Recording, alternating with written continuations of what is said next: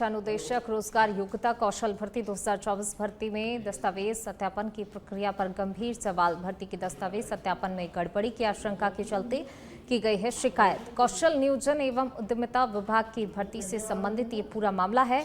कर्मचारी चयन board SOG के साथ ही संबंधित विभाग को भी शिकायत की गई है। ऑनलाइन फॉर्म में गलत जानकारी भरकर दस्तावेज सत्यापन की प्रक्रिया में शामिल होने की कोशिश। भर्ती में शामिल ईमानदार अभ्यर्थियों का गंभीर आरोप है।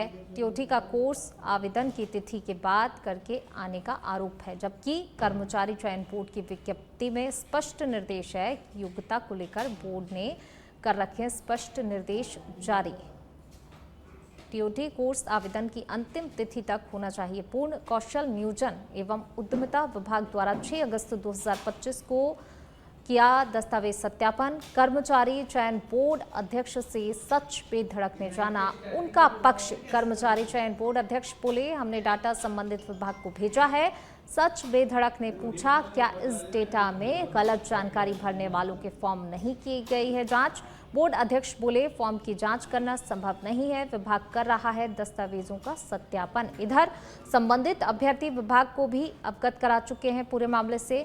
आरोप लगाने वाले अभ्यर्थियों ने CSTARI कोलकाता से डाटा निकाला है। अयोग्य लोगों को शामिल करने की आशंका के बीच अब विभाग पर सभी की निगाहें टिकी हुई हैं।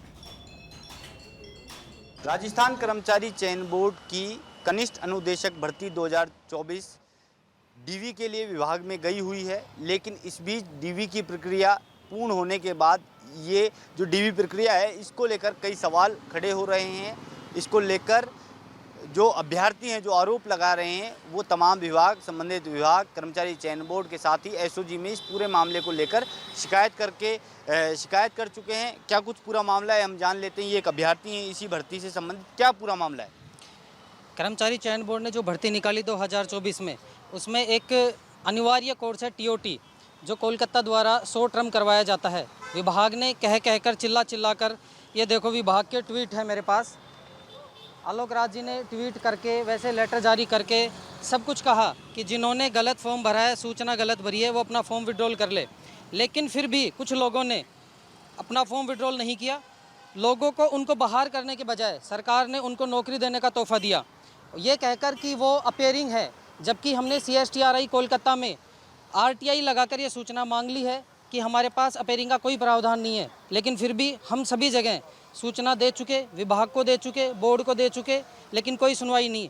आज हम एसओजी में भी ये मामला, ये देखिए एसओजी में भी ये मामला दे के आए हैं। अब देखते हैं सरकार क्या करती है। ठीक है, आपने क्योंकि संबंधित विभाग जिसकी ये भर्ती है ना, उसको आपने सूचना दी, उसका क्या पूरा तर्क है इस पूरे मामले पर?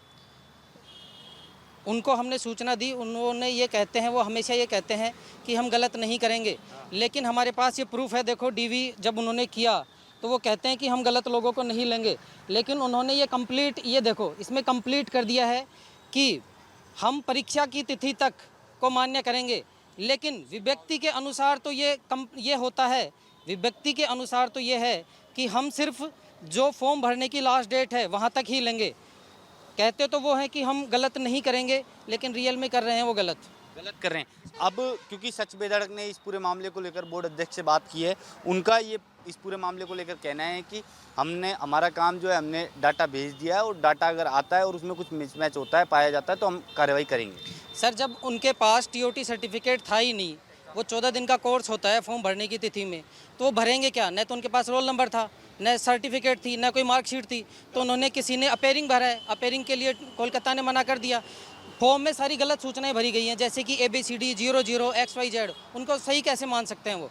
ठीक है, तो ये गंभीर आरोप लगाए जा रहे हैं। 100 जब ये फॉर्म की प्रक्रिया चल रही थी, उस बीच कर्मचारी चयन बोर्ड द्वारा बार बार चिताए गए। ऐसे में 119 लोगों ने फॉर्म अपने विड्रॉल किए, लेकिन उसके बावजूद भी कई अभ्यर्थी जो है गलत जानकारी भरकर दस्तावेज की जो प्रक्रिया अभी चल रही है, जो पूर्ण हो चुकी है, उसमें ये अभ्यर्थी शामिल हुए। अब इनके द्वारा गंभीर आरोप लगाया जा रहा है कि जो अयोग्य लोग हैं वो डीवी प्रक्रिया में शामिल होकर इस भर्ती में जो है नियुक्ति प्राप्त कर सकते हैं और उनका जो नतीजा है वो बोर्ड द्वारा जारी किया जा सकता है। ऐसे में इनके द्वारा तमाम जो जिम्मेदार हैं उनको जो है अवगत इस पूरे मामले को लेकर करा दिया गया है। आज एसओजी में भी इस पूरे मामले को लेकर ये जो अभ्यर्थी हैं वो गए हैं। अब आने वाले समय में देखना होगा क्या संबंधित विभाग अपनी गलती को सुधारता है या ये गलती जारी रहती है। सहयोगी हरिशंकर त्यागी के साथ मैं कुणाल भटनागर, सच बेधड़क जयपुर।